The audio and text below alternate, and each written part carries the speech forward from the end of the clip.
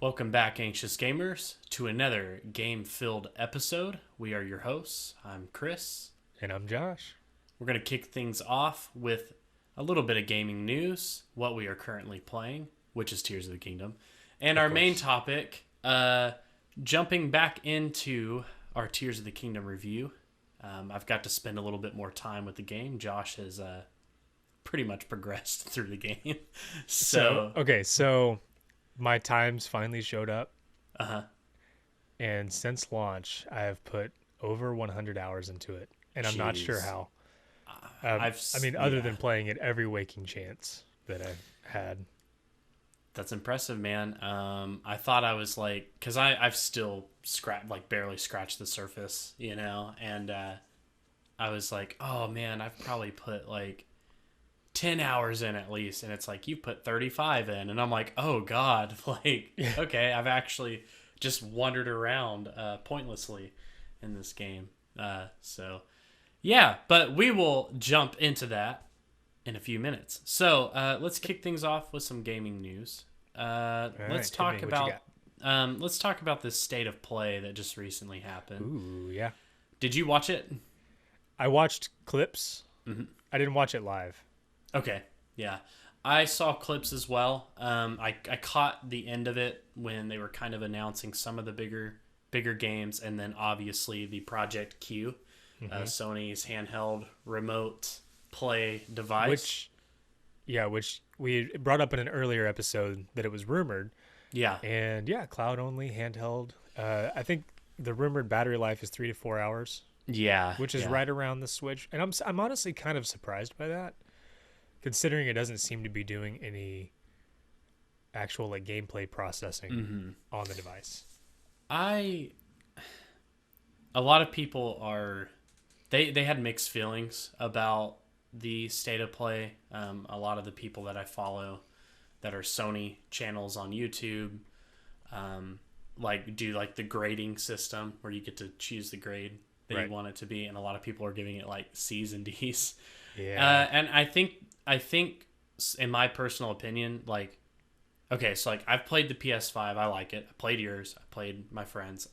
I don't think I'm ready to buy one just yet, but I think a lot of people are starting to kind of get the cinematic fatigue where they're like, okay, you can show a really good cutscene or gameplay of the game, but where's the game? And we're kind of going back into that dilemma where it's this looks amazing, but there's no gameplay. Or it's oh, cool, you got 3 of your main games out this year, but that was it. I think Sony's running into that a little bit. I mean, partially the pandemic and companies making deadlines, stuff like that. But a lot of people are pointing fingers at the Project Q announcement, which, I get it, cloud gaming, remote play, it's not everybody's cup of tea. Right. Personally, I don't like cloud gaming on the phone. I would much rather, I think you mentioned, it'd be cool to have a handheld device specifically for that. But here's the catch. You have to have a PlayStation 5, and you have to have the games downloaded to the PlayStation 5 to play it. As of, Xbox, Game Pass is an app. You can play all of that. I'm curious though, because it seems like it's just going to remote play your PS5, right? Yeah. Which you can, I don't know that I've tried this, but I feel like you can, if you have a PlayStation Now or PS Plus, you can stream some of those games to your PS5 and then stream it to your handheld, right?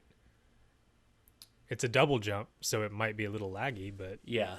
So Project Q, how do you feel about it? I'm fine with it. I like the idea of it. Now, it depends on where the price point is. That's a good point. Yeah. A Steam Deck is what, $350, $400? For the base model, I think. Yeah. Yeah. And then OLED Switch is $360. And then you could just get, a Razer Blade or, one of the controller adapters for your phone that you can hook up, the DS5, have the little adapter that holds your phone, and you can pretty much do the exact same thing. So it depends on where that price point comes in. Yeah, I'm curious too if they're gonna do a bundle with a PS5 because the new Sony rumor is they're making a PlayStation 5 that has a detachable disc drive, so one that you can buy the disc drive for to like cut costs, save money, or for people that Have the discless. have the discless one. So I'm wondering if they're gonna throw this in. Also, they announced like Sony earpods, which is interesting. Um, Oh, the like one specifically for the PlayStation? yeah, yeah. Nice. So that Yeah, was because I was about to say Sony has had wireless buds for a long time. yeah. Now they're doing like a wireless bud headset for gaming. So Nice. that was kind of cool because I'm like, okay, like instead of having to wear like the full blown like headset and everything. Yeah. But yeah, I mean, I think innovation's running thin for Xbox and PlayStation. Now, here's the thing. I think PlayStation does great with like their UI and their hardware, and obviously their games are great. I'm not bashing their games one bit. However, I don't know. Like, Yeah, like where do you go when your consoles are effectively just PCs? Like yeah, the main thing in this one was, the controller, the feedback, like the haptic changes. the controller's great. Like, And I loved it. yeah, Yeah. and then the fast SSD that's built in. Mhm. But really, I mean, it's just a cheap computer at this point. And you're starting to see some of the, like, a lot of the game remakes. So, like, they're remaking all the games that defined the PlayStation. Like, you saw the Metal Gear Solid remake Yeah. is coming out. So, like, that's cool and all, but it's like everybody always bashes Nintendo for going back in time or taking a step back. But after playing Tears of the Kingdom, like, yes, it rehashed a lot of Breath of the Wild's ideas and graphics and stuff, but it feels completely different. I mean, just like the graphics are the same, sort of. They did improve some stuff. And it's still on the Switch, which is limited hardware, but the gameplay has been totally revamped almost. Yeah. Like I was looking, and it's interesting because you can tell the difference by seeing screenshots of Breath of the Wild and Tears of the Kingdom side by side. Like there's just so many new additions, like the XYZ coordinates in the bottom right, and that's one of the first things that I noticed. But just like there's incremental changes on like some of the UI and stuff, but the gameplay itself is totally revamped. Yeah.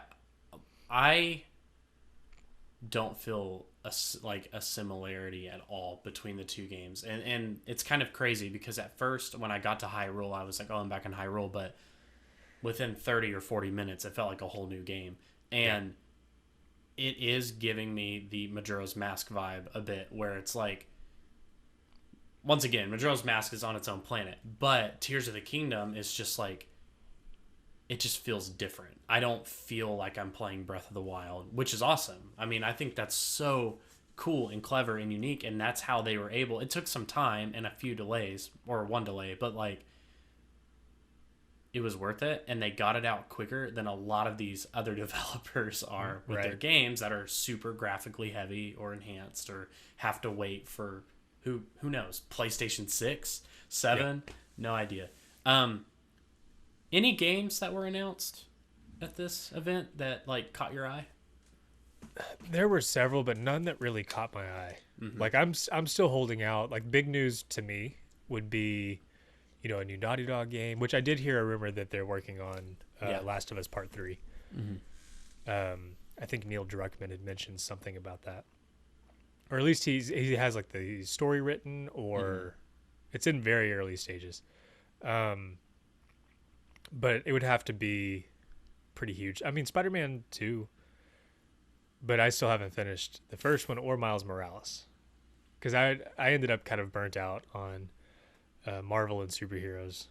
Yeah, I'll occasionally put a movie on or something, Marvel movie, but I get you on there. Recent Sony news though, I saw this today. Ratchet and Clank Rift Apart is coming to the PC. port. We'll see how it runs. Right.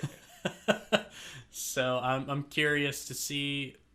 I don't even want to know at this point. I'm just like, meh, we'll see. I'm sure at least Ratchet and Clank has to run good, right?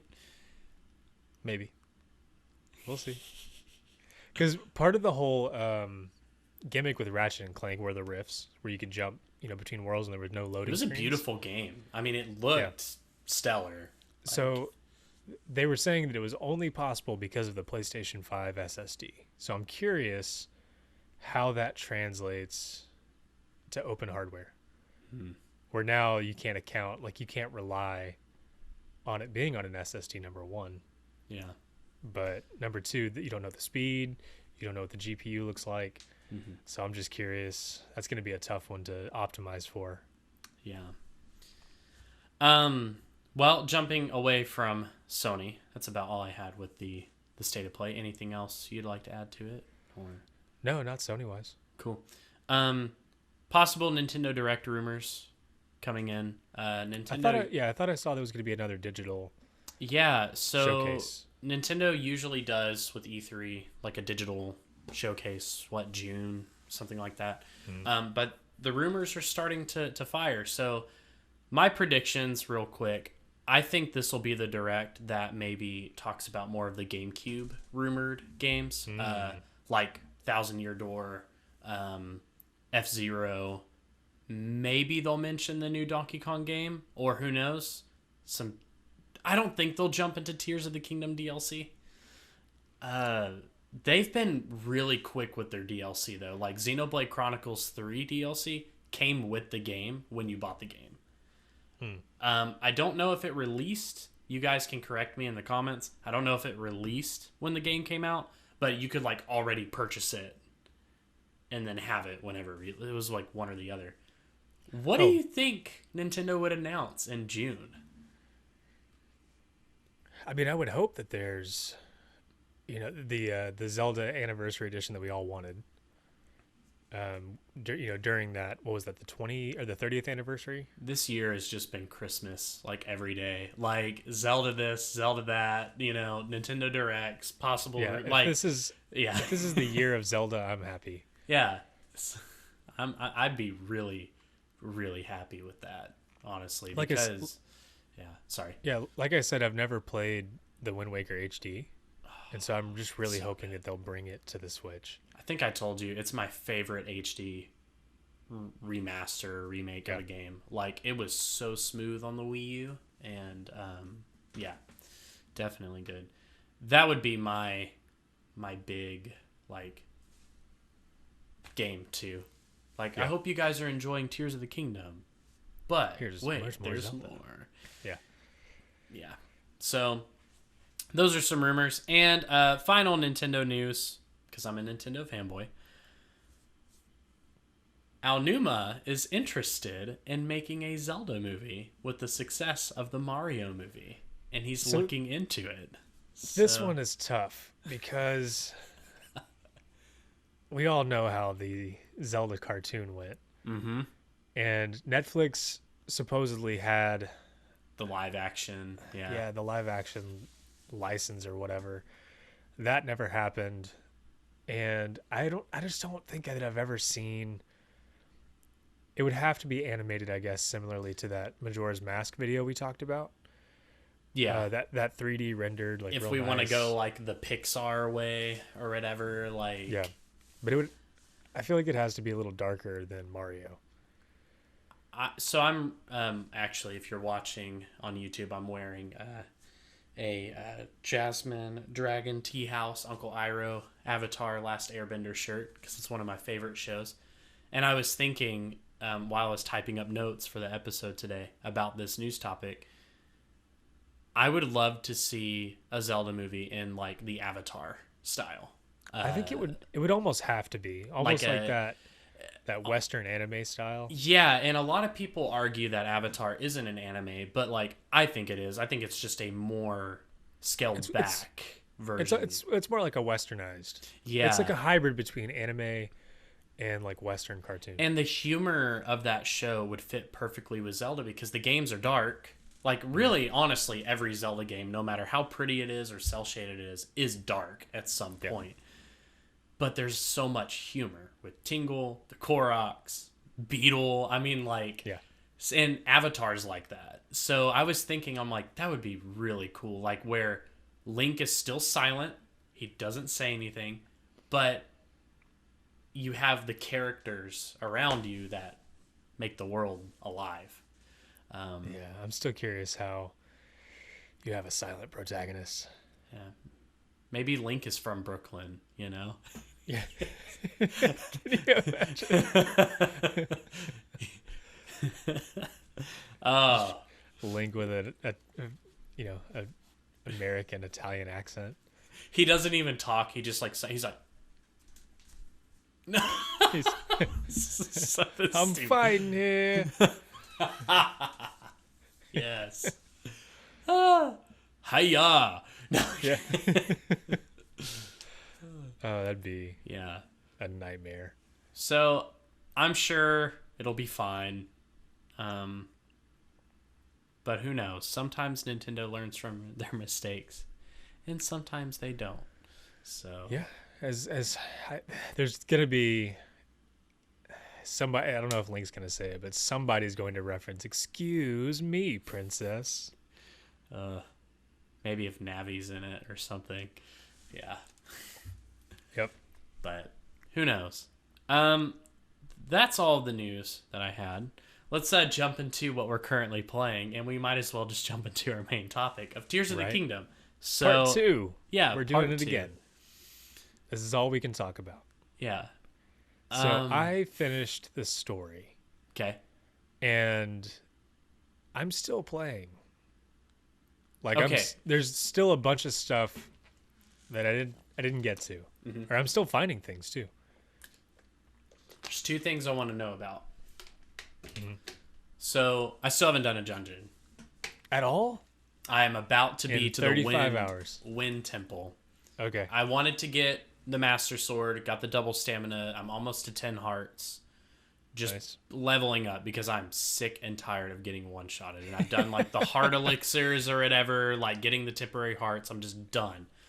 Very frustrating. My question is, story-wise, like obviously, yes, the dungeon, meeting, what's his name? Talon? The little bird guy. Yeah, something like that. Talion? I don't know. T-bird. Tulin. Yeah. I had to think about it. Tupac. Yeah. So Wait till you get Biggie. Nice. So my brother was like, have you found any tears yet? Mm-hmm. And it was kind of a spoiler because like I figured you would get a tear at the end of a dungeon. But he was like, tears are something like the memories. Right. It's very similar. Overall, structure-wise, it's very similar to Breath of the Wild. Okay. So I did all of the tiers. Like I ran around and did those. I was like, I want to get through that. I think I had made it through 1, maybe 2 dungeons, and then I did the rest of the tiers, and then the rest of the dungeons. How many tears are there? I believe 10. Were there 10 memories? I think so. Okay. Well, there's 10, and then there's kind of a final one. Are you like guided at all to the tiers? Or are they just Oh, random? I mean, no, it's a lot easier than the memories. Okay, good. Because those memories I literally had to look up. I'm like, I don't know where this Yeah. You don't have to know the landscape near as well. divergence, like where this mountain is. Like, there's 10 of them. Yeah, not to spoil it, but it's a lot easier to find. Okay. At least the general area. So, I've gotten the Master Sword. Mm-hmm. Cutscene was amazing. I'm doing the Rito because that's where I was guided. Am I taking the right approach now to just do the dungeons and get the tiers, or should I what would you recommend? Like next, Like go ahead and knock the Wind Temple out? I would do one of the temples. Okay. And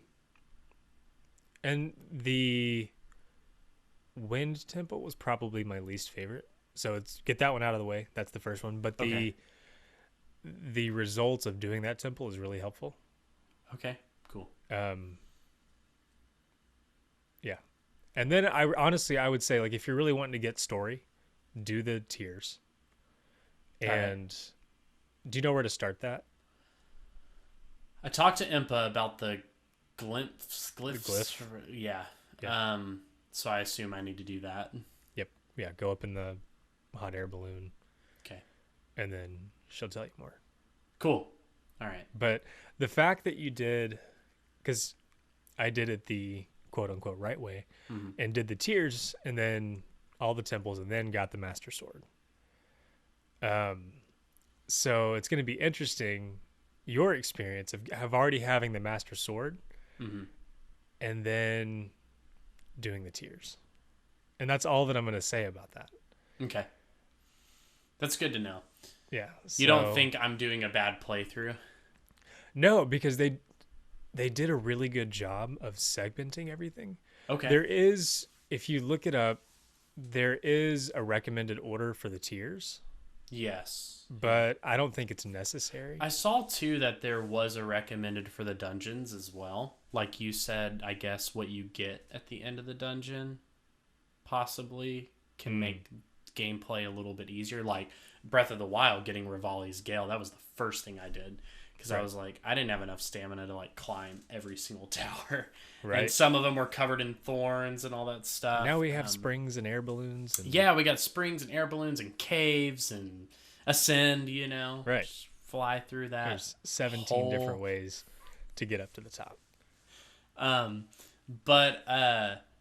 Yeah, cool. I'm going to do that. I'm going to knock out the air. Nice. Wind temple. I'm ready for you to do that. Like I've been dying to talk about. I just haven't had time to play, honestly. Like transitioning the studio and stuff, it's been crazy. But I did right before the podcast. I was playing a little bit, and I'm like going up all the platforms, which I'm really enjoying that part. And I love the constructs. I love fighting the constructs and everything. You know what I'm talking about? Like the platforming segment. So So that one's interesting because getting to the temples is also, it feels like part of the temple. I was thinking that. So I haven't watched anything like spoiler-esque on YouTube, but I was like worried because you were like, last episode you were like, don't like get your hopes up too much if you want like classic Zelda dungeons. And I'm doing this segment and I'm like, oh my God, is this the temple? So I popped on YouTube and I saw like, no, there is a legit temple. And I'm like, okay. Whew. But it is cool. Like, I like it. Like, I feel like I'm playing Bowser's Fury, where like did you play Bowser's Fury? Oh, yeah. Where like, it's open world. You can go to whichever world, but they're kind of just like out in the air and you can see like what's you can going see on. them. Yeah. That's kind of what this segment feels like. I'm like, oh, this is kind of cool. Like, nice. Yeah, I think the order that I did it was Rito, Goron, Gerudo, and then Zora. That's actually, I think, the recommended. Is that the recommended? Order. Yeah. So. Yeah, I think that's the order that when you first get the quest from Pura, that's the order she tells you. Cool. If I remember right. And so I went with that. Let us know in the comments what order you're going in Tears of the Kingdom. Yeah, right? It'll be interesting to see everybody's different experiences. Yeah. But the game is growing on me. I think it has the reverse effect. Like Breath of the Wild, I started it, instantly fell in love. But then the more I played the game, the more it kind of weared down on me a bit. Yeah. It kind of weared off. And then I was like, what did they do to Zelda? And then my second playthrough was great. Like, I loved every second of it.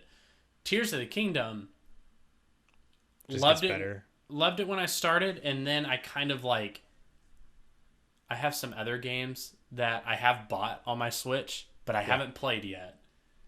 And I'm like, I kind of want to like, jump into this game. I don't know. Like, I kind of got burned out a little bit, but I was like, no, I'm going to keep playing because this finally came in.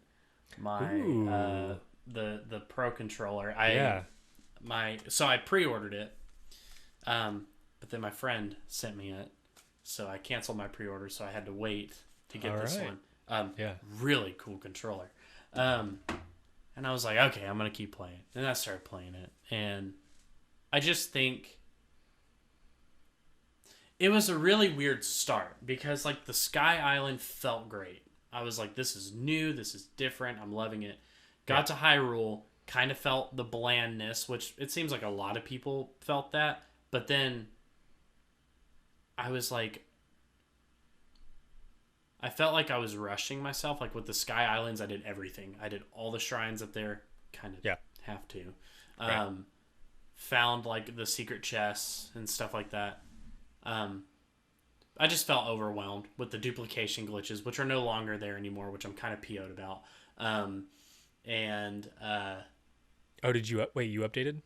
Yeah, so I have automatic updates on my Switch, and I've tried reversing it, and it's not working. So that's another thing I want to talk about too. Is like, I'm back. Somebody's gonna find a way around this. So, yeah, there are ways. It seems more difficult now. Yeah. But I have some amiibo cards that have just the weapons. Right. Where if I scan it, I just get that weapon, which is nice. But it's kind of, this is what I was getting at with like my top 5 Zelda games. The ones I picked are because there's nothing like crazy tedious about the game. Yeah. You know? I'm okay with weapon durability, but once again, I feel like I can't use the Bigoron sword or the Fierce Deity sword. Like, yeah, you can use Pose to buy it back, but it's like, I don't want to go and get 100-something Pose every time I want to use that sword again. Right. Yeah. And that's the one thing that, like, turns me off about a Zelda game is, like, Phantom Hourglass, fantastic, but having to go back to that Ocean King temple. Yeah. And Skyward Sword, I loved the HD remake, but like the Dark Realms or whatever. Yeah. Like, so how do you feel on that? Because for me, it's more nostalgia. Like, this one can get a little grindy, and I do really get annoyed because I was so dumb the first few times. Like when you fight those flux constructs, yes, or any of the battle talus or any of the other taluses, the big monsters, they'll drop like those large, either they're stone hearts or in the case of the flux construct, 1, 2, 3, or 4, they did the little spinny blade thingies. Yeah. I was like, what do you even do with that? And then finally I realized you fuse it to your weapon. Yeah. And that one bugs me because they still, like, it doesn't, unless you attach it to a high durability weapon to start with, like, it doesn't last long. Yeah. And you have to go through so much pain to go find another talus or flux construct and do it again every time you want a high-powered weapon. Mm-hmm. And that was like the Poe statues too. Like I finally found it and I did like the little side quest to find it, but then it's like bring the eye down here to each one of us or something like that. Okay, you found that one on the Great Plateau. Yeah. Yeah. And I'm just like, do I have to do this to every? Nope. Okay. It's just that one. I actually found that one after beating the game. I found that one today. So where's the one I can go to buy weapons again? That one after you talk to it. Oh, God. So I have to do that side quest? Well, I mean, no, you don't have to. So, okay, there's one in Lookout Landing. Like when you come in the front gate. Yeah. And you're in like Puro's little workshop. There's a little statue there. But then they're scattered all over the depths. And every time you find a new one, it unlocks another unique item. Oh. But you can talk to any of them, and any of the special items that you have access to already, you can rebuy. Okay. Now, here's the thing. Can I buy more than one, or does it have to break? Actually, I think the quantity is set at 99. So I think you can buy multiple. I can buy multiple Fierce Deity swords? Yeah, I believe so. Changed my mind about this game.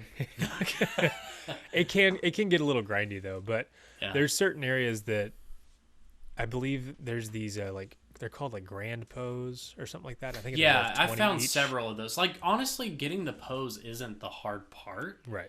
The first time I saw all those little blue glowy things down in the depths, so I was like, I don't know if I want to go over there. I instantly knew they were pose. I knew it. Like, I was like, they brought Pose back. It has to be. So, but I thought the Pose, because in Ocarina of Time, the Pose are like the witchy wizard things in But Hyrule once Field. you kill them, they turn into the little glowing Like soul. it's a little flame thing, yeah.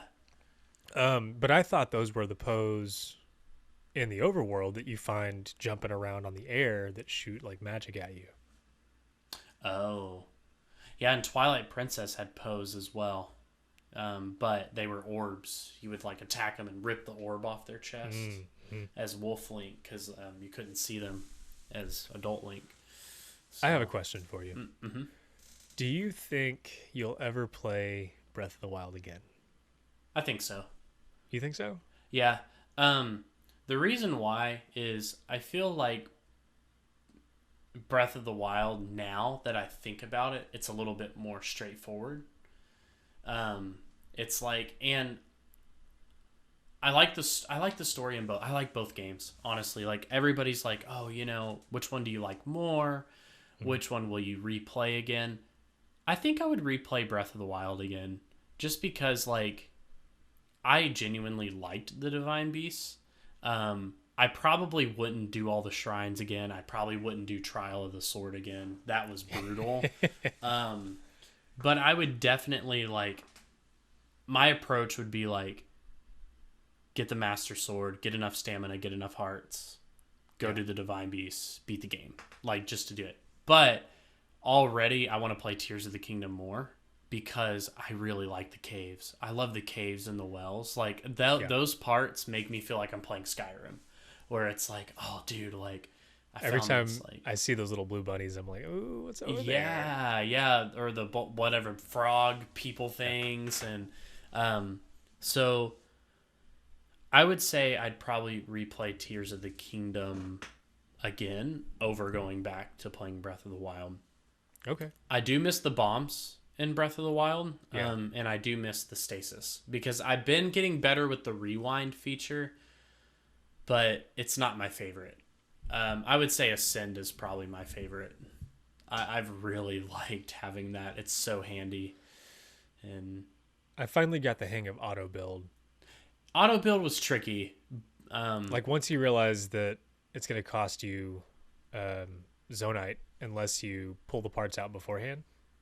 And so, like, I'll really quickly, for, like, my go-to glider or whatever, like, I'll just, up D-pad, drop everything that I know that I'm going to need, and then go to auto build.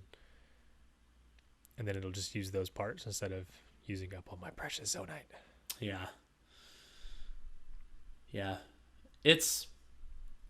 This game just has so much. Like, it's so funny, because Breath of the Wild, it felt huge to me and stuff. I mean, I played it for 5-6 years, but this is like, holy crap. I mean, they did effectively triple the map size. Yeah. You have all the skies. There was the one labyrinth in Breath of the Wild, and now there's like 9. Mm-hmm. And those have been really cool going through those. Yeah. They almost feel like little mini dungeons. I think, too, the reason why I would probably replay... So, I would replay Tears of the Kingdom more, but I would go back and play Breath of the Wild, because I don't think I'm done with that game. Like, I still like that game. I like the story. I like the characters. I like the overall, like, atmosphere of just being defeated more. Because it fit, Yeah. But I will say, the fact that I know that where the amiibo stuff is now, and, like, I know where to get certain things again, makes me want to get it again. Because that was, like, I loved getting the boomerang in Ocarina of Time. Or, like, the hook shot in Wind Waker. So now it's like, okay, if I go to this part in the map, I know that's where that armor set is. That's where this is. Instead of, like, I'm going to scan my amiibo every day until I get it, like I had to do in Breath of the Wild. Right. So... Yeah, I don't personally know if I'll ever go back to Breath of the Wild. Probably not, because you were like, you liked it, but it wasn't. Yeah, it wasn't. It didn't make my top 5. I don't even think it. Did it make my honorable mentions? I can't remember. It did, yeah. It was like your second or third honorable mention. I will say, I like these shrines a lot more in Tears of the Kingdom. There's just so many different ways. I've had so much fun with them, dude. Like, the whole, like, golfing ones and stuff. I'm like, I want to do that again. Yeah. And I just did the boat one, like near the wind temple or whatever, where you like jump on the top of the boats and like. Oh yeah.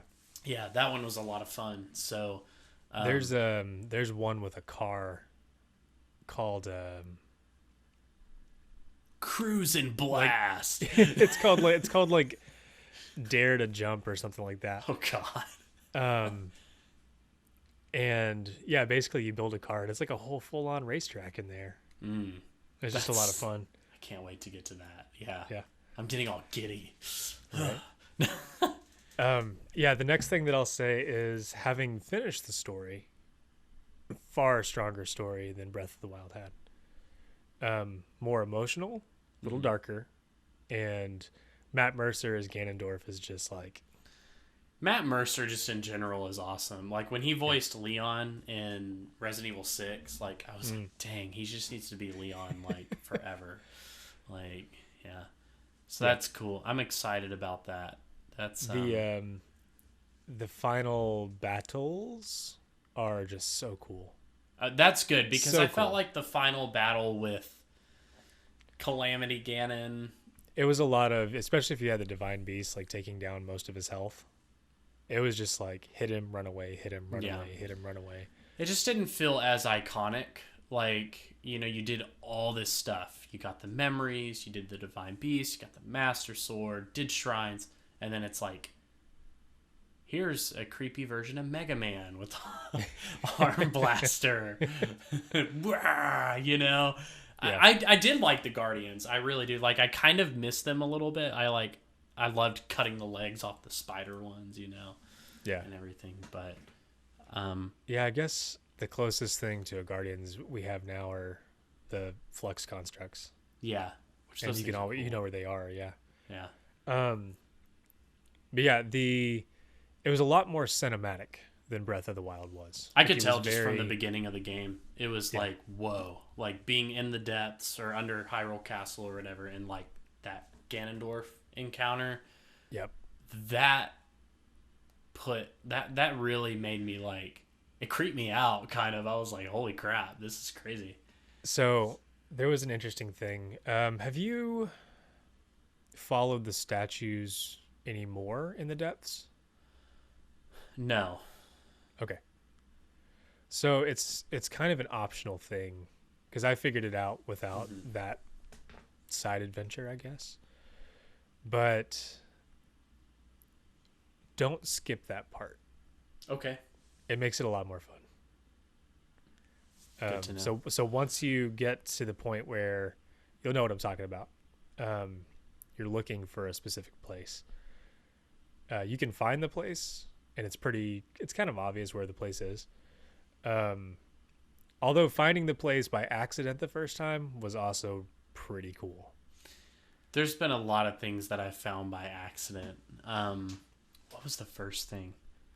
Actually, I think it was the Fierce Deity trousers or something, and I found it, and I'm like, oh my god, like they kept it. Yeah, no, that's cool. I have to find the rest of the Link's Awakening set.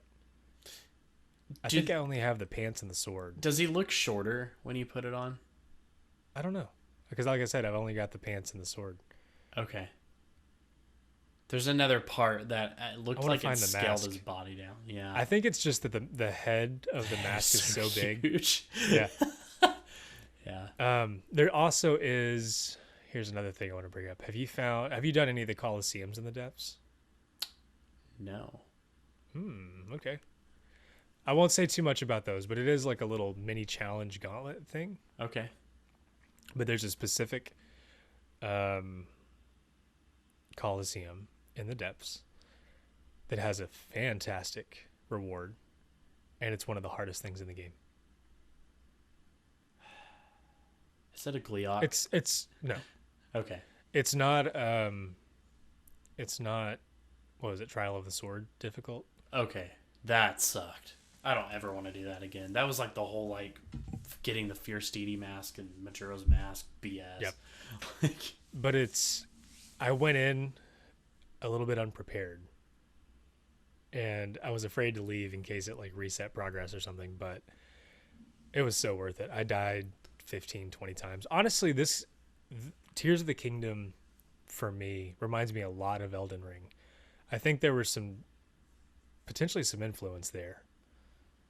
I pray to God Zelda doesn't become a Soulsborne or I Souls-like game. mean, not with that, but Elden Ring was the last game that had this level of, I guess, that sense of discovery. Yeah. It was like Elden Ring, you would see kind of a weird statue, and you like look off in the distance, or you see a monster, and you're like, what is that? Mm-hmm. And you go to look at it, and in Elden Ring, you get close enough to look, and then you run away. Tears of the Kingdom, like normally, I mean, there's some things like the Gleeoks you see, and it's like, I'm not ready for that. Mm-hmm. But with the caves, the depths, the sky islands, like you always see something off in the distance. And I think that may have been a cue that they took from Elden Ring. I'm sure. Yeah. Because there were always just little nooks and crannies and caves. And that was like, I loved Elden Ring for that reason. Like I hated the difficulty. I don't have enough time in my life to be dying every 3 seconds, but I do feel like the difficulty is ramped up in this one. Yeah, I feel like Tears of the Kingdom is just once again like Breath of the Wild felt like another Ocarina of Time to me. Like it just reignited that inner child, It's kind of the typical, like, you're just in Hyrule trying to get to the castle, save the princess, yada yada yada. Which, I mean, it's great, but Tears of the Kingdom, I feel like, honestly, I'm playing every single Zelda game in it. Like, it's just ultimate culmination of all. Yeah, I just feel everything with it. Like, yeah, definitely Majora's. I feel like with the story, it's more like Ocarina. Some of the darker things, like Twilight. Yeah. The beginning felt like Wind Waker, just being in the colorful, like, Sky Islands and jumping in that, like, beautiful Nintendo Switch graphic water. I don't know. Like, sometimes their water in their games just looks really good. Yeah. I remember being blown away. I think it was Skyward Sword. Yeah. I remember being blown away by Lake Hylia. There's even parts where it feels like Tomb Raider. Like, the way the Sky Islands are, and, like, the way they're designed, and, like, especially, like, going in this Rito one, jumping. Yeah. I feel like I'm, like, like Assassin's Creed, Tomb Raider, Ghost of Tsushima stuff, where it's just like, oh wow, like I'm actually hitting that rock with my hands, climbing up it. A rock. Pioneers used to ride these babies for miles. I do have to renege on something that I said in the last episode, which was number one, post story. There's not one unless there's going to be DLC. Mm-hmm. But I mentioned there being like pads for houses and shops in the destroyed Hyrule Square. Yeah. There's not. It was just that I had seen it so early on that I mistook the stockpiles for pads. And then I went back and looked, and I was like, I got to go double check that is what I saw. No, it's just a bunch of like wood and wagon wheels and. Because I saw a YouTube short where it was like, it looked like rectangles and squares in the ground. Yeah. There's destroyed houses there. And it's what used to be like town market and all that. And I still would love to see the, Breath of the Wild, Tears of the Kingdom, Hyrule in its like fully rebuilt, or its glory days, one of the two. Mm-hmm. But I miss being able to go to like the town center and there being just crowds and music. Because we had that in Ocarina of Time. We had that in Majora's Mask. Mm-hmm. I guess we didn't really get that. I mean, we had in Skyward Sword, there was the main Sky Island that had the whole marketplace. So, like, there's just not... Yeah, Twilight Princess had it. They had the market. And then Wind Waker had, like, Windfall Island. Right. Stuff. Like, it was like a very populated, bigger town, I guess. And the closest thing we have to that is, I guess, Hateno Village. Maybe Kakariko a little bit, but definitely Hateno. Yeah. And, I don't know, it just doesn't have quite the same vibe. Although the whole Hateno storyline thing cracked me up. I know you're not there. Yes, no, I made it there. Oh, you did it? Okay, yeah. good. I haven't done all of it, but like just the whole that thing, I was like, oh my god, that's pretty cool. It was one of those classic Zelda side quests. I will say, Breath of the Wild. I don't know how it is in Tears of the Kingdom. I really like Zora's Domain though. It's probably my honestly, my favorite out of all of the games, even including Ocarina. I loved it in Breath of the Wild. Like I was like, okay, this is pretty sweet. Like just I think it's still largely the same. okay, yeah. There's not really that much to do there. But still though, like just the waterfalls and like how tall it is. Oh, I mean, and, like aesthetically, yeah, it's it's great. really cool. Yeah, So yeah. Out of the 4 main areas, probably the Gerudo village has number 1 changed the most. But that was, I think, my most fun place to explore. cool. Yeah, that was actually in Breath of the Wild. I really liked that too. Like going there and like being something like being in the cool weather in the desert. You know. Yeah. Now you want to talk about Tomb Raider-esque? Wait till you get there. All right. Going back to my number 1 game I don't ever want to touch and play again. Tomb Raider. In my favorite video game series, guys. Yeah. Great. Hopefully I'm not spoiling too much, but I have had a great time with it. And the fact that I'm still playing it is a testament to the game, because usually I finish the story and I'm like, okay, I'm done. But this one I've wanted to keep exploring. There's loose ends that I just never tied up that I got kind of tired of looking for. And I'm like, I got to go finish that. And that's going to include probably some Googling. Yeah. Because at this point, like I've seen the whole map. Well, some of it. There's still some areas of the depths that I'm trying to get to. Yeah. I can't figure out how to get to them. They're completely walled off, and I can't find the entrance. Yeah, every area has grown on me. I will say I think the Sky Islands are my least favorite. I was hoping they would be, I guess, more populated, kind of like Great Sky Island. Yeah. But they're very I sparse. just don't like how they're all not connected. You know what I mean? Like it would have been really cool if the Sky Island was just one like huge layer. You know? Maybe some parts are kind of broken apart, but it's just like every time I discover a tower, you unlock, you know, that top part of the Sky Island, and it's like I don't really want to go there. I'm just gonna like fly down, and the depths are cool. I go down there. I go down there more than the Sky Islands, I think, and I like the Sky Islands, but it's like I don't know. It feels. There's definitely more to discover in the depths, and then that whole like revealing the map as you go thing is just because exploration is one of my top ideals in games. And the depths just embody that whole exploration thing so well. It's like, you know, shoot your I just forgot the name of the flowers, the glow buds or whatever. Oh yeah, the bright bulbs or something. Bright like bulbs. that. Yeah, thank you. Yeah, shoot those around and slowly like reveal little parts, and then you find a light route, which it got a lot easier once I realized that the light routes had a corresponding shrine.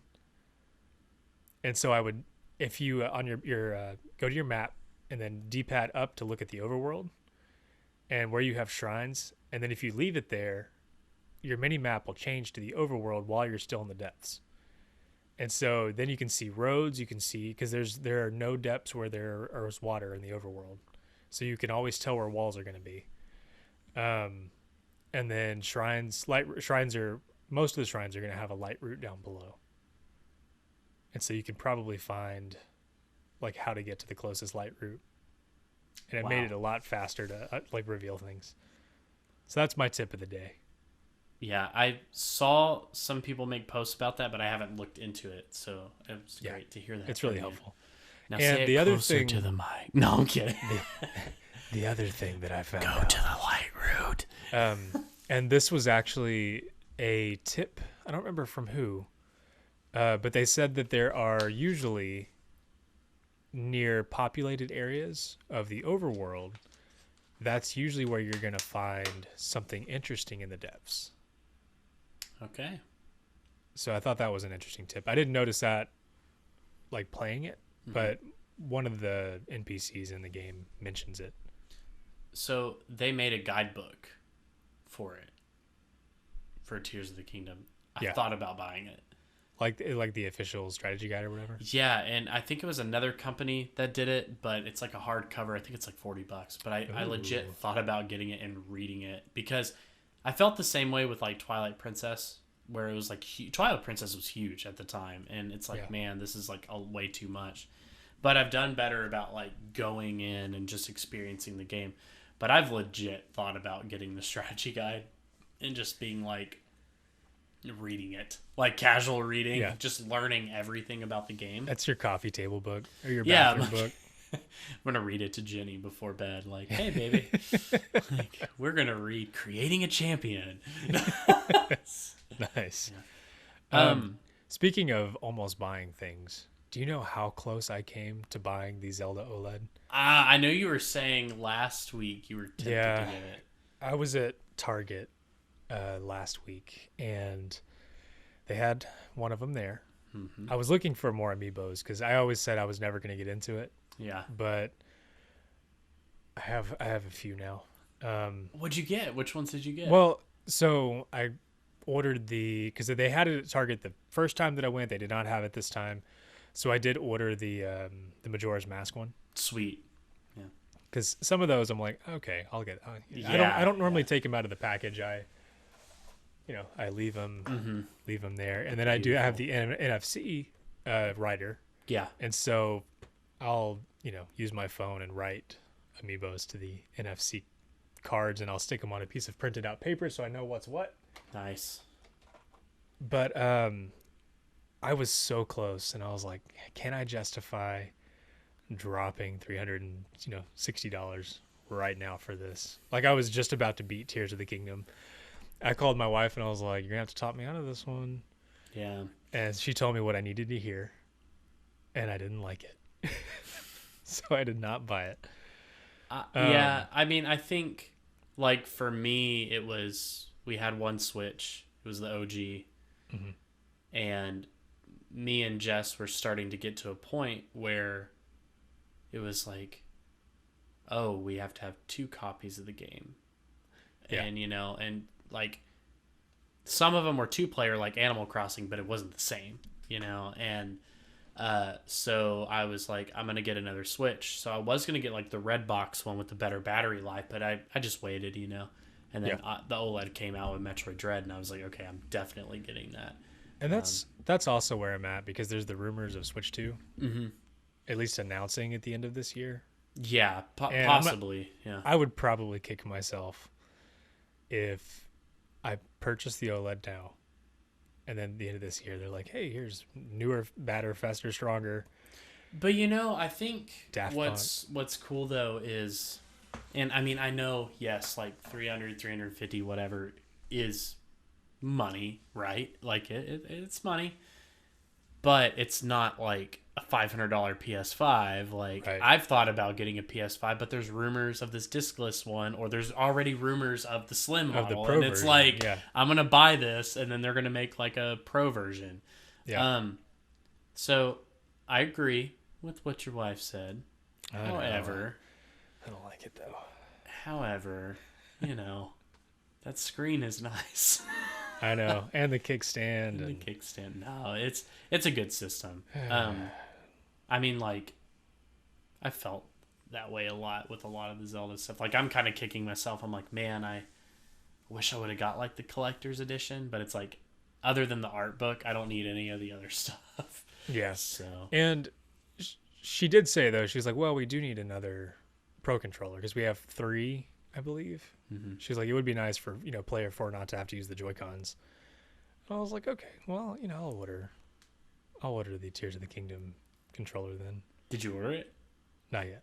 Okay. I was about to say. Yeah. Well, it's well worth it. And I don't know, I've had multiple Pro controllers. This one's actually different. You can see on the back, like, they changed the logo.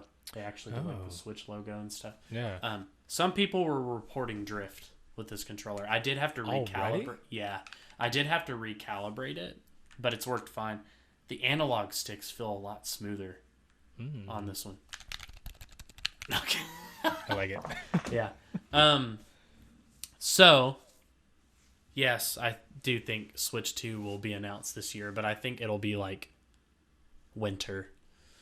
Early winter, fall, winter. I feel like it would be a shot in the foot, man. Getting shot in the foot if they like announce it for the June Direct, the possible June Direct, and then it's like you guys just launched Tears of the Kingdom. You could have launched it with the Switch 2 or whatever.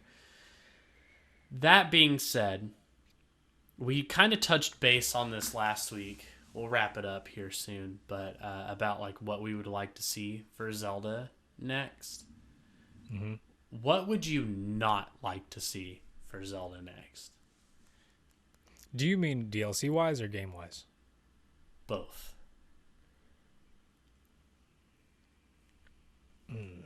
That is a tough question. I don't know that there's anything in particular I don't want to see. Especially like if they continue the Tears of the Kingdom trend, but I don't know. I would take another game set in the same world. So like a part 3 or a new game set in the world? Yeah.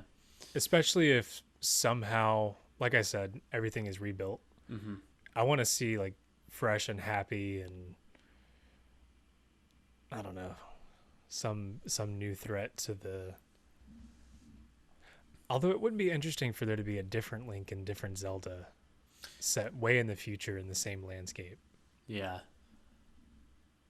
I got a little nervous with the fuse mechanic, the fuse and the Ultra Hand, because it started to feel a lot like Minecraft. And I love Minecraft, but I don't want it to become like where you have to build everything or where it becomes like a crafting survival or like a farming, you have to farm all your food and stuff. Like I don't want it to become like one of those kind of sim type games. Weirdly, I would take that as a DLC to this one. Have you done Terrytown? I haven't done Terrytown, but I've seen some of the house stuff, like where you can basically, It's not as extensive as I wanted it to be, because you can buy like a garden plot and a fish plot, and they're completely like non-interactive. So part of me kind of wanted a little bit more Animal Crossing-esque control. Yeah. Over especially like because they give you building blocks that can't be changed. And so the way that it's currently done, it's very limited, even in the configurations of your house. Mm-hmm. And the weird hard limit on the number of modules you can have. But there's very few ways you can actually put a house together. And it's like you can turn them sideways and upside down and all this. And it's like, but why? So like I've seen some of the stuff people have been like creating. It's pretty cool. I'm with you on that.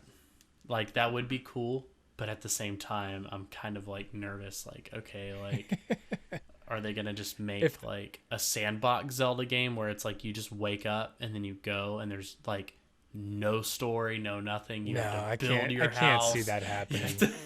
You fight a dragon at the end. No, I'm kidding. Maybe it's like some weird offshoot, like Link's crossbow training or Hyrule Warriors or something. Yeah, where it's like this super chill farming crafting sim.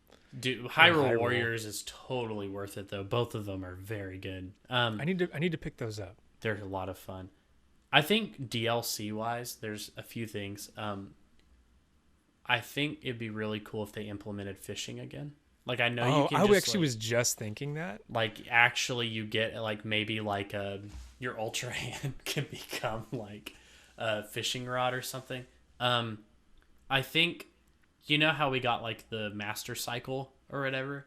I think we're gonna get like a Master Jet, where you can just like That's all that I want is for my wings to not die. Yeah, so maybe they're being gonna there for so make long. something that's like the ultimate jet glider or something like that can I shoot could definitely bombs. see expanded parts.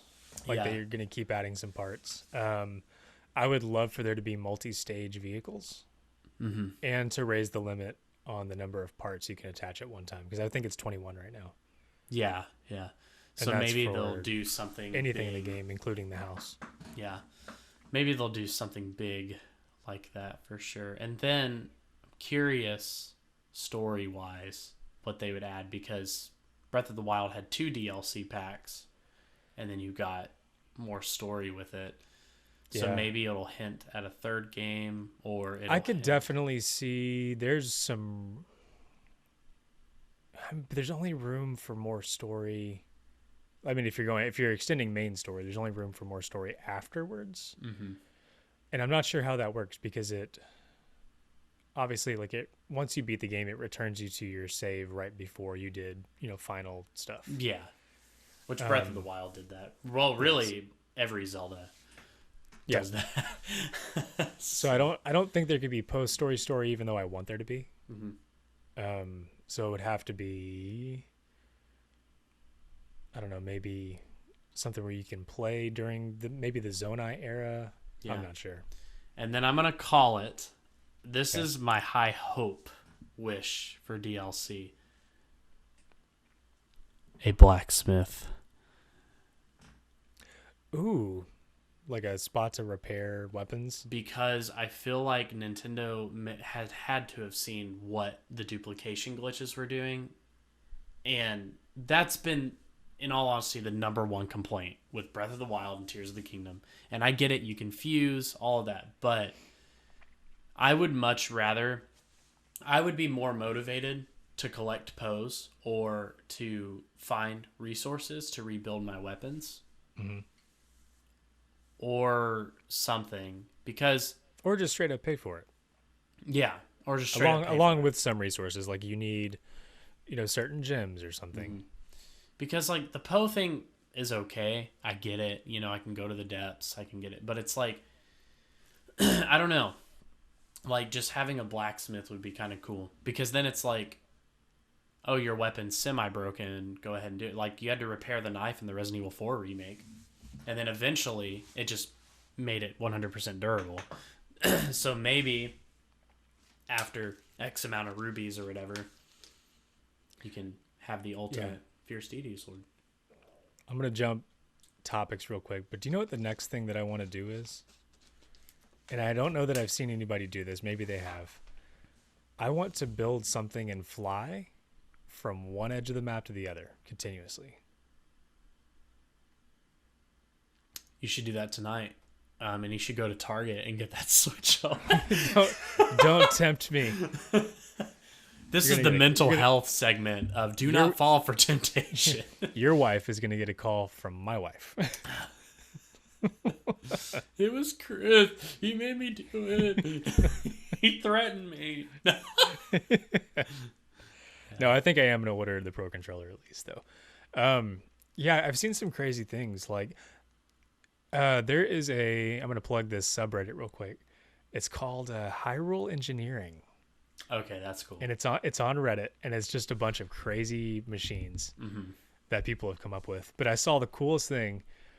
They took a wooden base, just like one of the medium-sized wood planks, and attached 4 springs, and then put the wheels on the springs, and then they had an off-road vehicle. That's pretty cool. And it's hilarious. So I made one, and that's how I got my logs for Lurelin Village, because you're supposed to take 15 trees down there. Yeah. And yeah, I built myself a little big rig with suspension and stacked a bunch of logs in there and drove it down. I took all 15 at the same time. That's cool. That's pretty fun. Cool. Yeah, I mean, other than the DLC and stuff, we talked about this last episode, but just what we would want to see in the next Zelda game, whether it's a trilogy or if it's a whole new thing, or if they start doing the remake treatments. Every year around this time, I start replaying Ocarina, and part of me is like, I want a full blown. The good thing about Nintendo is they don't usually replace a mainline game with a remake. Remakes are usually, a bonus on the side. Yeah. So I'm not too worried about having a long period of just remakes. Yeah. But I think it will be another 5-6 years. Like, clearly they already have to be working on the next one. I'm just curious where they go from here. Yeah. And I do think the next Zelda game will be the Wind Waker Twilight Princess HD combo. I sure hope so.